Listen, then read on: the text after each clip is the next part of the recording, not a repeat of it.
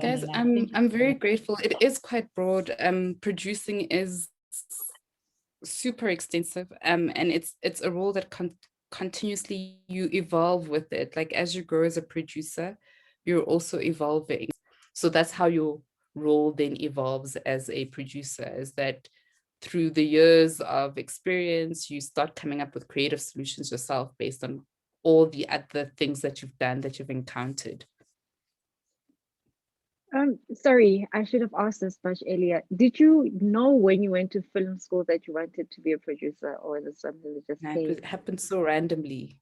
Yeah, It was it was so because I'm just, random. yeah. I didn't choose it. It chose me. Mm, Always wanted to write. I still want to make my way back to writing.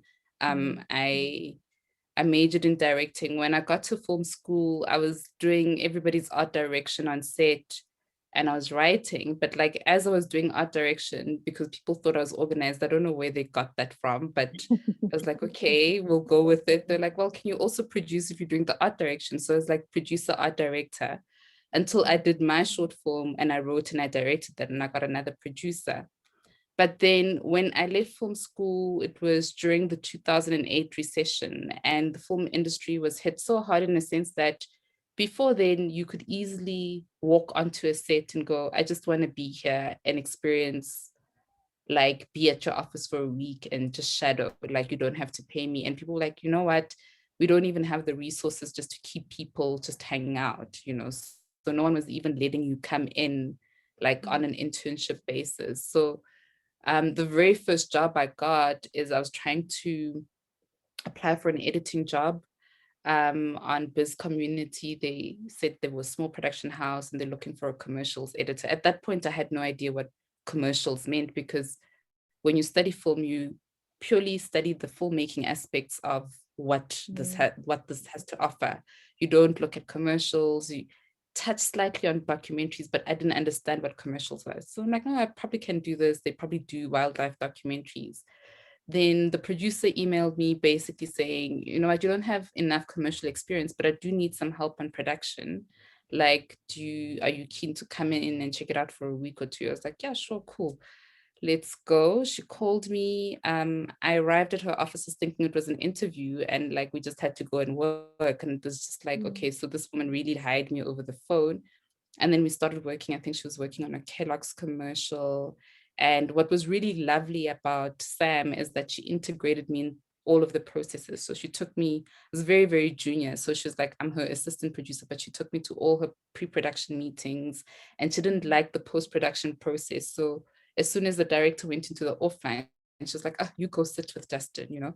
And we were in a complex where we had a few post-house facilities. So I would just walk across and sit in the offline approval to a point where if she couldn't be in a briefing, I could take the brief with the director and then she would do the quotes. And if she couldn't be in a post approval, I would be in the approval. So I took on many of the roles that where we had to split ourselves because it was a small company, but we were quite busy. And that's how I wound it up in the production space. And so when I eventually left that company, I freelanced as a production coordinator and a production manager um, in the commercial space, trying to do films. I did one feature, I production managed a movie, a local one, and I was like, thank you.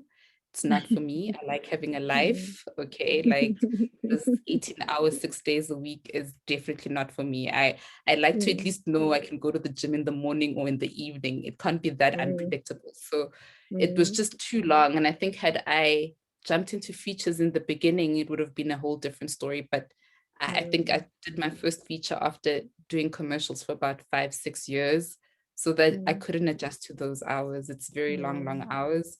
So that's just how I progressed. And then I line produced and started producing. And that's how I landed up where I was. Like, but I didn't specifically go, oh, I wanted to produce. It's something that I had foreseen at the end of my journey, like after I had written stuff and really explored, that I would end up producing, but it's kind of happened in reverse. Yeah, I couldn't get out of school and recreate those same steps. It all happened so randomly. So, okay. Yeah. Awesome. Thank you very much. I don't know if you ladies have anything that you'd like to say. or Le Sharp. All right. Thank you very, very much, Thank Tebogo. you. Thank you for Thank you inspiring so us. much for Thank you having for me. just, yes, igniting that fire in Oh, us. guys, like you guys are starting it in the Free State. So you've got to do your treatments, like figure a way to shoot Mm, it. It will happen, like mm, once the mm, first one out of the Free State comes, like it will attract a mm. lot of attention. So you just Thank treat you. it like it is. If it's the only project that you'll ever make, treat it like it's the only project that you'll ever make. And Mm, get as much attention and PR it and, send it to radio stations, do a little screening, a mm, local one, invite all the radio hosts, all the people that have the power to use their platforms to make people aware of what's going on so that you draw mm, attention. But if you draw attention, Panavision, and enough people are shooting, then Panavision will open a division in in the Free Bloemfontein. And State. once Panavision Mm, is there, like everyone will come shoot there and you'll stimulate the mm, industry. But you've mm. got to shoot your projects.